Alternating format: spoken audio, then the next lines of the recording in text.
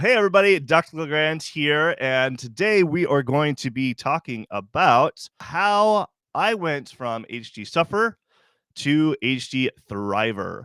So, first things first, I got to share my story. If you guys are new here and don't know me, I'm Dr. LeGrand. I have ADHD and dyslexia, grew up with it. And if you're new to the channel, subscribe because every week I talk about ADHD and I talk about my experiences with ADHD and also how I help my patients and clients with ADHD, especially adults with ADHD. So, the very first thing I want to share about my story is like when growing up with ADHD, most of my biggest challenges with ADHD was definitely a lot in the academics. I had a lot of hard time to really stay focused. I struggled a lot in school, especially having dyslexia. I didn't learn how to read and write until I was about almost 9. And on top of that, I get in trouble when I was younger. Had more of the mixed type when I was younger. I definitely was more of the hyperactive and inattentive. As I've gotten older, I wouldn't say I have some hyperactive tendencies, but I'm more of the inattentive type as I've gotten older. I do see that a lot with adults. Sometimes that can change for adults where they'll be more of the inattentive type when they get older. So the one of the big things that I definitely, besides the academics, had challenges with my ADHD is definitely self-worth and just like motivation, drive early stages. And there was definitely a series of things that I had to do, that I had to do to overcome being an ADHD sufferer. And I think a lot of you guys who experience, ADHD yourself, definitely can relate as far as when it comes to suffering with a lot of different ADHD symptoms. How many of you, suffer with the academics? Like, how many of you actually suffered through school and not able to feel like you were smart? Now, there's a lot of ADHD people that are really smart and really intelligent. It's just sometimes it might be the motivation and the drive that you're lacking, and you challenge in that you might are really, really good at school, but you don't finish your homework. You don't. You're having a hard time to just initiate the task, or even at work. Maybe you have challenges at work where you aren't finishing up projects. You're not able to have the capability to get yourself out of the bed in the morning to finish something, or you start lots of projects, but you never finish the projects. So I definitely have suffered in a lot of these different areas, and put in the chat if you guys can relate to that. And so the very first thing that I had to really kind of implement, and I did this at a very early stage, is I also suffered with a lot of different migraines, headaches, a lot of digestive issues. So I had a lot of other health issues along with my ADHD. And the very first thing that I did, even when I was like 17, and I also did this, 18 as well, and I continue to do so, is doing a detox. And I remember, my first experience of doing a full on detox, and it was a month long. It was very intensive. It was from Arise and Shine. Probably a lot of people don't know that brand anymore, but it was very intense detox. If anybody that knows about it, and basically it was a full month of just basically just vegetables. In fact, there was like a couple weeks that you were doing just veggie juicing. Sometimes it was just like these gross shakes that had psyllium husk in it that pretty much pulled a lot of the different toxins out of your body. And on top of that, when I did this for the first time, it definitely, I could notice big changes just even in my teenage, in my later teenage years, when I was 17 to 18, by doing this, because I noticed that my hearing, my sense of smell, my sight, even my brain fog was completely gone when I did a full detox here. And my ADHD symptoms were not as bad. But by just doing this for a month, that was a good reset. But I had to continue on doing this. And things that I would implement, I started to implement this throughout my life, even in my 20s, in my 30s now, in my mid 30s, is, on weeks I would, um, uh, when I did these detoxes, these full, intense detoxes, it would require me to do intense, juicing. But first week you would do raw veggies with a select grains and beans and legumes. Second week, you do just veggies. Third week, you would just do smoothies. And then one day out of the week, you would do a full on day fast. And then week 4, raw veggies and then grains. So you kind of like go up as far as just the intensity, and then you go back down when you're finishing off on week 4. And then by week 5, you're making sure your diet is, very clean. You don't want to go back to exactly where you were, and you're trying to hopefully improve your diet, and that's the whole point of doing the detox. Then, on top of that, I had to make it really more of a lifestyle thing where I wasn't just doing this, once a year where I did a detox of some kind, but on a regular basis to make it more of a lifelong habit. That's what made a big changes for definitely for my ADHD and my ADHD symptoms, and that's doing weekly fasting. I don't talk about this enough on the channel, and I do want to talk more about this. If any of you guys have watched Limitless, Chris Hemsworth, there's an episode about fasting where he does 4 days of fasting. And there's a lot of research around this, a lot of health benefits, but there's definitely a lot of benefits when it comes to ADHD. I've definitely experienced it myself, and it's why I do a lot of fasting on a regular basis, such as doing weekly, fast, whether it's 24 to 36-hour fast. Those can, I notice when I am actually on my busiest days at work, when I'm fasting, I am the most focused and I am the most productive, because what happens is you go to a process in your body where you are switching your body from using sugar for fuel for your brain, and you're switching it to fat as fuel, which in a way is actually a better process for your brain. Your brain is mostly made of fat. And so when you can use fat for fuel because you're in this ketosis state, a lot of people do the keto diet, and a lot of people feel great on the keto diet, especially when they have ADHD. The hard time, and I've done the keto diet as well, and felt great, but it's hard to sustain just like any diets. But fasting is something that you can implement on a weekly basis. Of course, you got to check with your doctor first, because there's definitely, definitely health concerns depending on your medical history. But also, I do like, quarterly long fasts, whether this might be for a little bit more extensive where it's 2 to 3 days. Sometimes I might, I've done a few where I've done a week. Those are pretty intense, how Chris Hemsworth did one for 4 days. So you really have to just work with a doctor when you're doing this, because you got to be really careful when you're doing an extensive long fast. Usually I recommend using either facility or you're working with a doctor one-on-one, especially when you're doing it for the first time. And then, usually 1 to 2 times a year, I'll do an annual detox. And this doesn't always require me doing the one that I just mentioned that I first did. Sometimes it might be just eliminating sugar for a month, or it might be trying out a new diet like the keto diet, or doing just strictly vegetables. It's just a way to just like reset the body, and it's good to do it for like a month long, and then you do things quarterly. You also are doing something weekly. So you're constantly always detoxing the body, because what this does is not only is it cleaning up your diet and resetting everything, but on top of that, there's a lot of things that are happening in the body chemistry, that are supporting the brain. And some of the big things is obviously, like with fasting, is autophagy, which helps break down and get rid of old dying cells, and then creates room for stem cell regeneration, which stem cell regeneration is the anti-aging magic basically for people.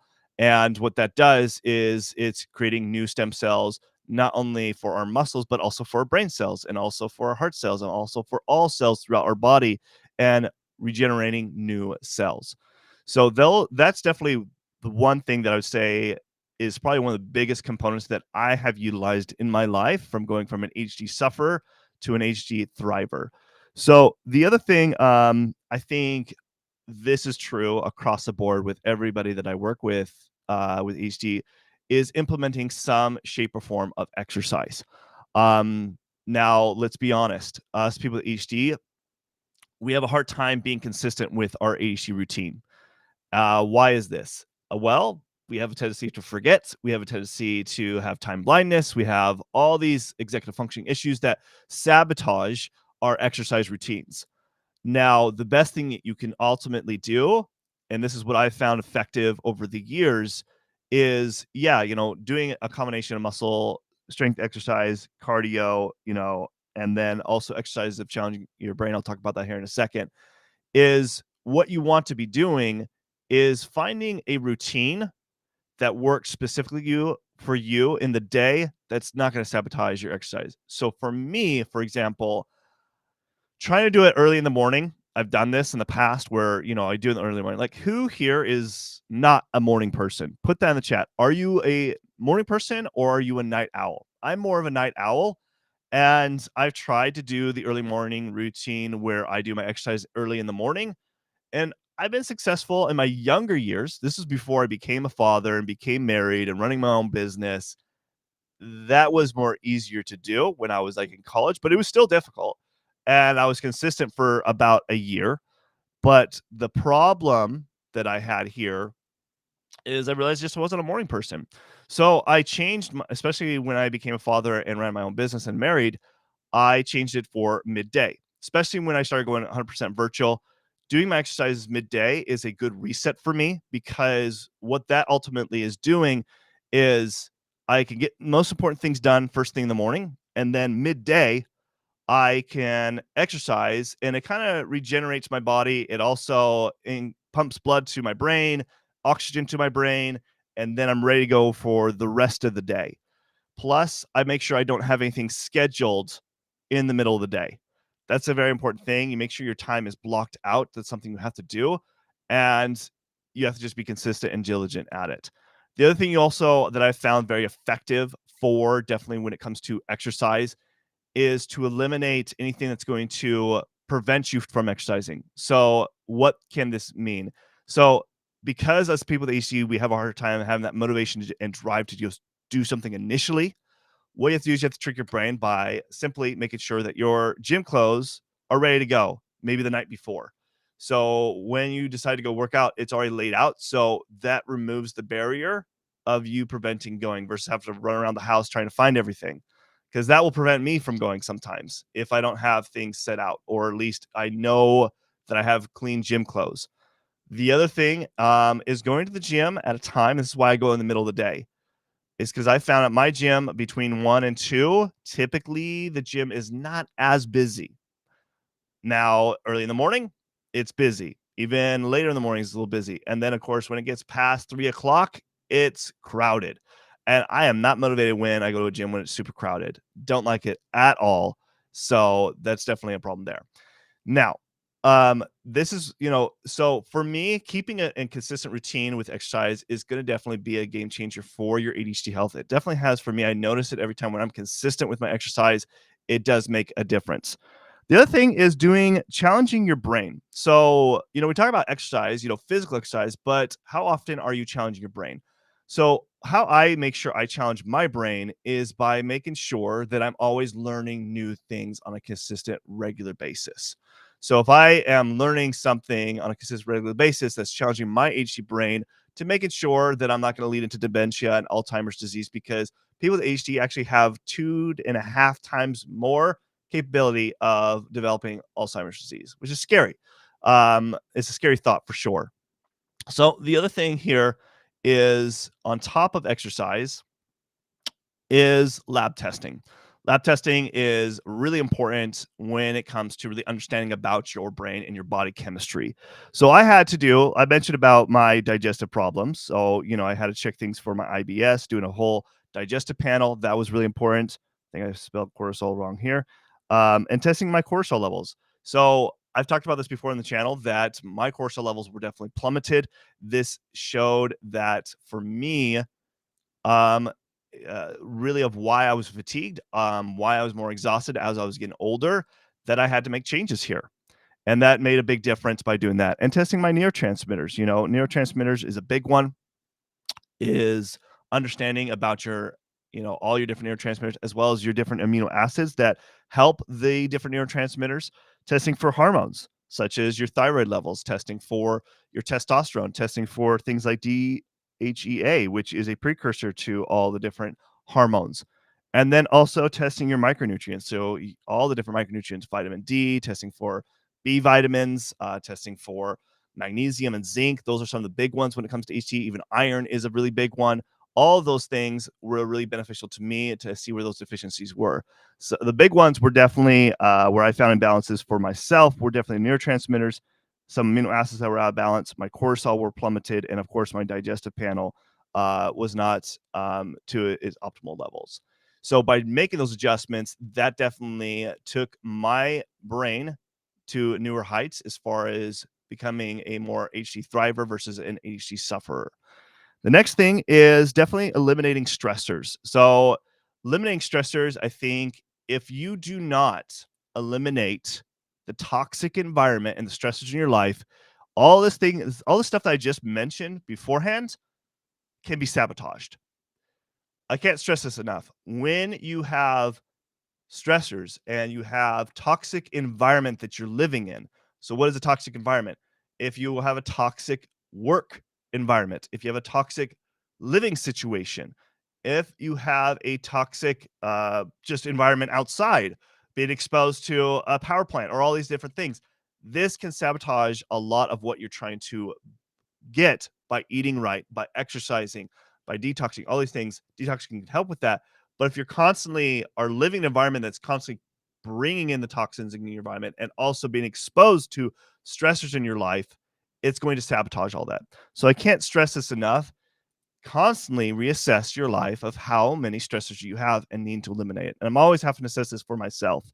And ones that can help with that, depending on your own spiritual growth, whatever religious background or whatever you believe in, I think spiritual growth can benefit and health. It's definitely one of the aspects I think of health that can be very powerful that you need to implement. For me, I'm a big believer in God and I feel like God is in control of all things. And I have a lot of faith in the things that happen in my life and not having to think that I have to do this all alone. But that's just me. The mindset's huge when it comes to things that we believe in, but might be a problem because we might believe in the wrong things that are holding us back. And we have to accept that we have to continually reset our beliefs sometimes. Sometimes we might believe one thing that is completely wrong and it's holding us back and preventing us from growing and transforming. So the other big one is associations, which I'm going to dive into here about associations of why this is so important. Associations, so this is like reading books, people you associate and talk with, things that you listen to, things that you watch. It all starts with associations if you want to achieve an optimal mind or if you want to achieve something in life. If you have a big destiny of things that you want to accomplish in life, it all starts with associations. So, what do you listen to? What do you read? What do you watch? And who do you associate with? If they're pessimistic and negative people, you should probably change your friends and you should probably change who you associate with. If you want to be this healthy ultra person, then probably hang around some really healthy ultra person and talk about healthy things. Because what that's going to do, it's going to lead into your thoughts. It's going to really have you think about new ideas that you didn't think about or ways. Remember, mindset, your belief system, changing your belief system to the accurate way of thinking, the way that you should be thinking to implement the right things that you should be doing, which will lead into your actions of what you're going to do on a daily basis, on a regular basis, because you have the right associations to start with, which leads into your thoughts.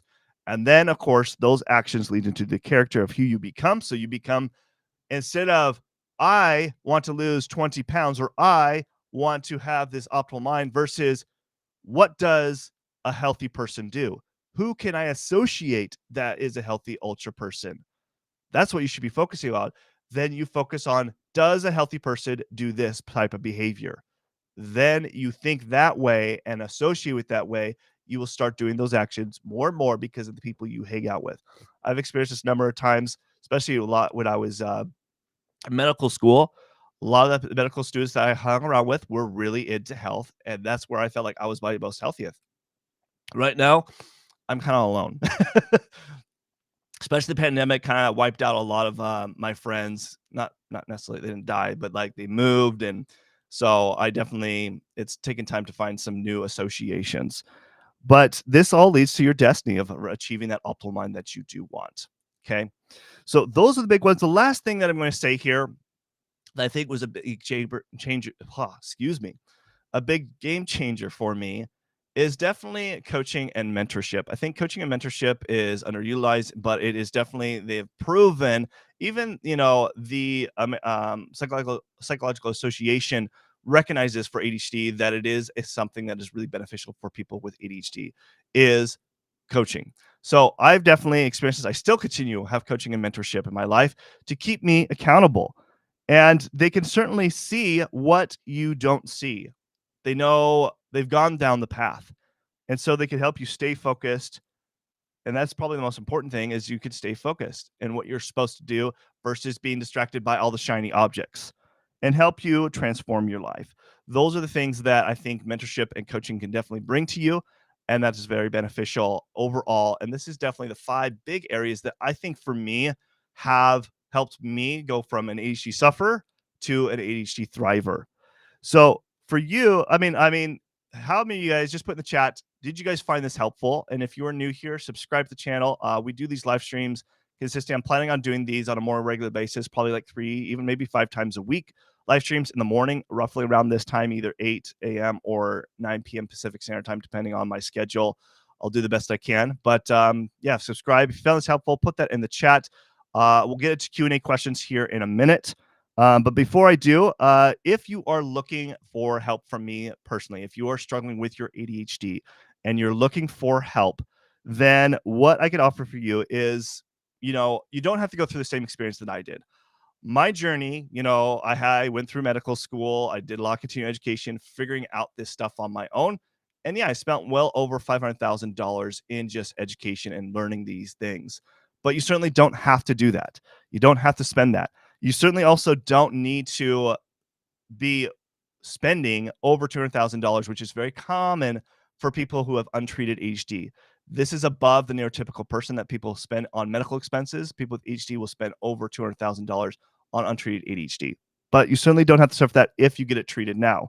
And so what I'm offering is basically this is a full-on 45 minutes to an hour session with me. It's what I call the focus mindset strategy session. And this is where we come up with a more personalized strategy for you, a customized action plan to put together of what you need to be doing for your ADHD now. And it also, you fill out a full questionnaire to understand your background. So I'll look about beforehand, before our actual consultation. And then if you have any past labs in the past 2 years, you can send that to me in the client portal where I'll look at those and we can interpret those on the call. And then on top of that, I do offer for people who do access the consultation here on the live stream live. They get access to also my course. That's a $297 value. So everything, the value is $1,494. But because you're here live, you actually get this for only $197. So all you got to do is click on the link below to book that consultation with me. I don't have anything available this week. I believe a few spots next week. If not, I think I definitely have availability in 2 weeks, but I do have some I know next week. So you just click on the link to the description below. Once you click on that link, all it does is takes you to this page where you purchase it. Once you purchase it, it will take you to this page to pick a date and time, and then you fill out your information here. Then it takes you to the landing page. And basically, this is really important to make sure once you land on the landing page, this will send you an email. Make sure you got the confirmation email for your appointment for the Zoom link, as well as you get another email from Practice Better, which is our client portal, where you get access to upload your upload your labs, but also to fill out the client questionnaire, which is really important to do beforehand. And then just to make sure you show up on time, show up early, block out 45 minutes to 60 minutes. Sometimes we'll go over if we need to. No extra charge there. It's just if you have further questions. So I usually will block out using an hour just in case. So just make sure you do that. But all you got to do is click on the link below to schedule that. Thank you guys for attending. And like I said, just click on the link below to schedule that call if you want to take advantage of that discounted price. And I'll see you guys in the next one. Thanks. Bye.